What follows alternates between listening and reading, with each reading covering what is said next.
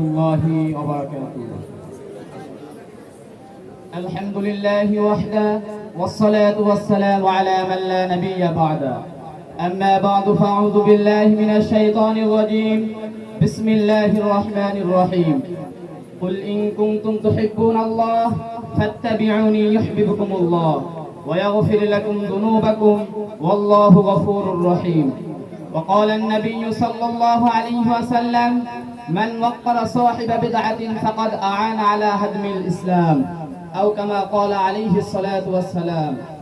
দক্ষিণবঙ্গের ঐতিহ্যবাহী দ্বীনি বিদ্যাপীঠ জামিয়া হামিদিয়া সিদ্দিকিয়া আরবিয়া মাদ্রাসার আল মাদানী সাহিত্য ছাত্র পাঠাগার কর্তৃক আয়োজিত অধ্যকার সাপ্তাহিক বক্তৃতা সেমিনারের সম্মানিত সভাপতি, বিজ্ঞ বিচারক মণ্ডলী, সুদক্ষ পরিচালক, মঞ্চ সম্মুখে উপবিষ্ট আগামী পৃথিবীর নববী আদর্শের দীপ্তিময় চেরাগ ও ইলমে ওয়াহির তৃষ্ণাকাতর প্রিয় ছাত্র বন্ধুরা, সবাইকে জানাই আন্তরিক শুভেচ্ছা ও অভিনন্দন।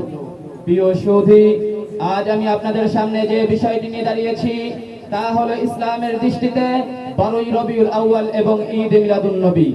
আমি উক্ত বিষয়ে কিঞ্চিত আলোকপাত করার প্রয়াস চালাবো ইনশাআল্লাহ। প্রিয় উপস্থিতি, কালের চক্র ঘুরে প্রতি বছরের ন্যায় এবার আমাদের সামনে এসে উপস্থিত হয়েছে বরকতপূর্ণ মাস রবিউল আউয়াল। আপনারা হয়তো জেনে থাকবেন যে রবিউল আউয়াল মাসে বিপুল আগ্রহ, উৎসাহ এবং উদ্দীপনার সাথে আমাদের দেশে ঈদ এ মিলাদুন নবী পালন করা হয়। বিশেষ করে এই মাসের 12 তারিখে আনন্দ মিছিল বের করা হয়, যাকে জশ্নে জুলুস ঈদ এ মিলাদুন নবী বলা হয়। প্রিয় সুধী, ইতিহাসের দিকে লক্ষ্য করলে দেখা যায় যে শত শতাব্দী পর্যন্ত কোন সাহাবী, তাবেঈন, তাবেঈন এমনকি কোন মুহাদ্দিস নেকরাম, ফুকাহায়ে কেরাম বা কোন বুজুর্গ ব্যক্তি এই মিলাদুন নবীর প্রচলন করেননি। বরং আজ থেকে 1000 বছর পূর্বে ইরাকের মুসলিম শহরে ধর্মীয় ব্যাপারে উদাসীন এক নামধারী মুসলিম বাদশা, যার নাম মুজাফফর উদ্দিন, তার নির্দেশে সর্বপ্রথম 604 হিজরিতে প্রচলিত এই ঈদ এ মিলাদুন নবীর সূচনা করা হয়। এরপর সর্বশেষ গত শতাব্দীর শুরু থেকে অখণ্ড ভারতের পাকিস্তানে অশুভ ইসলাম চর্চাকার নির্দিষ্ট একটি মহল 12ই রবিউল আউয়ালকে কেন্দ্র করে ঈদ এ মিলাদুন নবীর নামে র্যালি বের করে এবং পরবর্তীতে তা বিভিন্ন দেশে পালিত হয়, যা আহলে সুন্নাত ওয়াল জামায়াতের নিকট সম্পূর্ণ বিদআত। প্রিয় সুধী, 12ই রবিউল আউয়ালকে কেন্দ্র করে এই দিনে ঢাক ঢোল পিটিয়ে আতশবাজি আর মিষ্টি ছড়াছড়ির আয়োজন করা হয়। অথচ এই দিনে নবী করিম সাল্লাল্লাহু আলাইহি ওয়াসাল্লামের জন্ম হয়েছিল কিনা এই ব্যাপারে উলামায়ে কেরামের মধ্যে মতভেদ রয়েছে।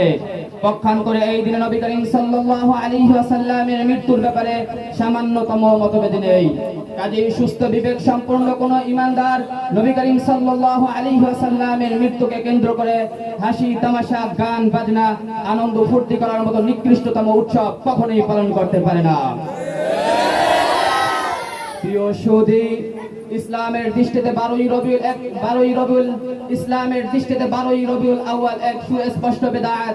কেননা বিদআত বলা হয় যা খৈরুল কুরুন এর যুগে সওয়াবের কাজ বা দ্বীনের কাজ হিসেবে প্রমাণিত নয়। আর বিদআতের ভয়াবহতা সম্পর্কে নবী করিম সাল্লাল্লাহু আলাইহি ওয়াসাল্লাম ইরশাদ করেন, মান ওয়াক্কারা সাহিবা বিদআতিন ফাকাদ আ'আনা আলা হাদমিল ইসলাম। যেই ব্যক্তি কোনো বিদআতকারীকে সাহায্য করলো, সে যেন ইসলামকে ধ্বংস করার জন্য সাহায্য করলো। সুতরাং একথা সুস্পষ্ট যে শরীয়তে মুহাম্মাদীর মধ্যে নবীর জন্মের 600 বছর পর এই নয়াবিষ্কৃত ঈদ এ মিলাদুন নবীর কোনো স্থান নেই। প্রিয় সুধী, যারা সিরাতুন নবী বাদ দিয়ে শুধু মিলাদুন নবী পালন করার মাধ্যমে নিজেদেরকে আশিক রাসূল এবং নবীর প্রকৃত উম্মত বলে দাবি করে, আর যারা মিলাদুন নবী পালন করে না তাদেরকে নবীর দুশমন বলে গালি দেয়। অতএব যারা শুধু মিলাদুন নবী পালন করার মাধ্যমে নিজেদেরকে আশিক রাসূল দাবি করে আর আমাদেরকে গালিগালাজ করে, আমরা তাদের কাছে সুস্পষ্ট ভাষায় জানতে চাই, যখন ইসলামের শত্রুরা আমার কলিজার টুকরা রাসূলকে সন্ত্রাস বলে গালি দিয়েছিল, যখন ইসলামের শত্রুরা আমার কলিজার টুকরা রাসূলকে ধর্ষক বলে গালি দিয়েছিল, যখন ইসলামের শত্রুরা আমার কলিজার টুকরা রাসূলকে নারী লোভী বলে গালি দিয়েছিল, তখন তোমাদের মতন ভণ্ড, প্রতারক, নামধারী আশিক রাসূলরা কোথায় ছিল? ফ্রান্সে যখন আমার নবীর কার্টুন তৈরি করে নবীজিকে ব্যঙ্গ করা হয়েছিল, ভোলায় বোরহানউদ্দিনে যখন আমার নবীর ইজ্জতের উপর কালিমা লেপন করা হয়েছিল, তখন তোমাদের মতন ভণ্ড, প্রতারক, নামধারী আশিক রাসূলরা কোথায় ছিল? জবাব চাই, জবাব দাও। সুতরাং আমরা সুস্পষ্ট ভাষায় বলছি, সুতরাং আমরা সুস্পষ্ট ভাষায় বলছি, শাপলা চত্বরের সেই তাজা রক্ত এখনো শুকায়নি, নবী প্রেমিকদের সেই বুকের আগুন এখনো নেভেনি। ওয়াল্লাহি আল্লাহর কসম করে বলছি, আবার যদি আমার কলিজার টুকরা রাসূলকে নিয়ে কোনো কটু বাক্য উচ্চারণ করা হয়, তাহলে শুনে রাখো, টেকনাফ থেকে তেতুলিয়া, রূপসা থেকে পাথরিয়া 1,56,000 বর্গ মাইলের বসবাসকারী তাওহীদি জনতা আর হাত পা গুটিয়ে ঘরে বসে থাকবে না। প্রয়োজনে আবারও আমরা শাপলা চত্বরে একত্রিত হব, প্রয়োজনে আবারও আমরা আমাদের বুকের তাজা রক্ত ঢেলে দিব, তবু নবীদের ইজ্জতকে রক্ষা করে ছাড়বো ইনশাআল্লাহ। প্রিয় সুধী, আজকে যারা ইসলামের বিধানকে সন্ত্রাসবাদের সাথে একাকার করে ইসলামকে আঘাত করতে চায়, আমরা তাদেরকে কঠিন হুঁশিয়ার করে বলতে চাই, আমরা মুসলমান সব কিছু সহ্য করতে রাজি আছি, কিন্তু আমার আল্লাহকে নিয়ে কথা বলা, আল্লাহর মনোনীত দিনকে ইসলাম, আল্লাহর মনোনীত দিন ইসলামকে নিয়ে কথা বলা, রাসূলকে নিয়ে কথা বলা আমরা কোনো মুসলমানই সহ্য করব না।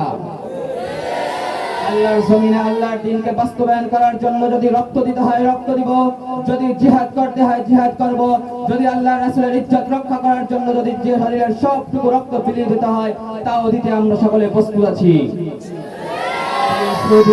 এই বলে আমি আমার সংক্ষিপ্ত বক্তব্য এখানে শেষ করছি। নাসরুম মিনাল্লাহি ওয়া ফাতহুন করিব ওয়া বাশশিরিল মুমিনিন। আসসালামু আলাইকুম ওয়া রাহমাতুল্লাহি ওয়া বারাকাতুহু।